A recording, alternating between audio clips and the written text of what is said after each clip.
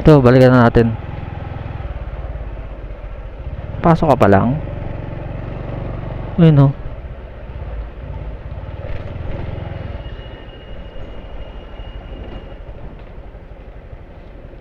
Pasok pa lang.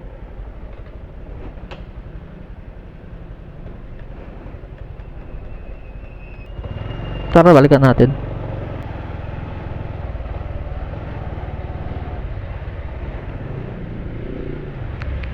Ate, pwedeng bigay mo sa anak mo? Dagdag sa baon niya. Sige na. Oh. Okay, sige. Okay.